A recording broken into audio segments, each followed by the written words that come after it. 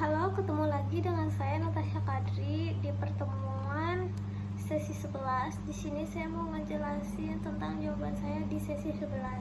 Pertama-tama saya mau jelasin nomor 1. Di nomor 1 disuruh jelasin tahap-tahapan dalam siklus ekonomi. Itu ada ekspansi, puncak, kontraksi, dan resesi. Menurut saya, faktor apa yang paling mempengaruhi pergerakan dari satu tahap ke tahap yang lain? Berikut contoh kasus nyatanya di Indonesia atau negara lain.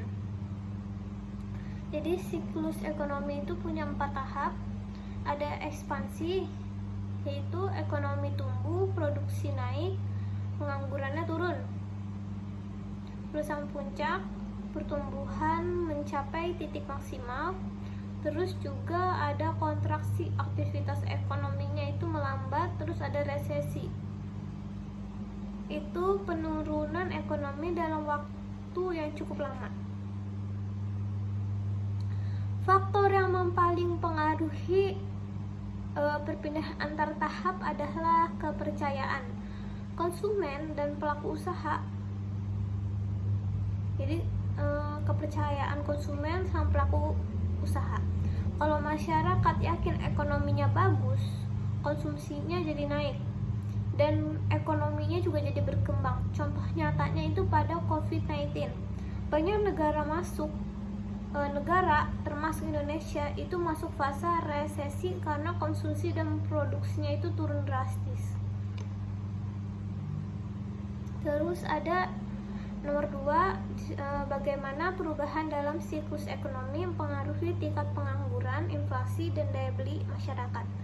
Apa yang dapat dilakukan oleh individu atau keluarga untuk menghadapi dampak negatif dari siklus ekonomi? Jadi saat ekonomi melemah, pengangguran naik, inflasi bisa meningkat atau justru turun, dan daya beli masyarakat juga bisa turun. Untuk menghadapi dampaknya, individu atau keluarga itu bisa bikin dana darurat, mengurangi belanja yang tidak penting, diversifikasi penghasilan, dan belajar investasi jangka panjang. Buat nomor 3 itu, apa peran utama lembaga keuangan seperti bank sentral, bank komersial, lembaga non-bank, dan menjaga stabilitas ekonomi. Diskusikan bagaimana kebijakan moneter dan Bank Indonesia mempengaruhi perekonomian Indonesia.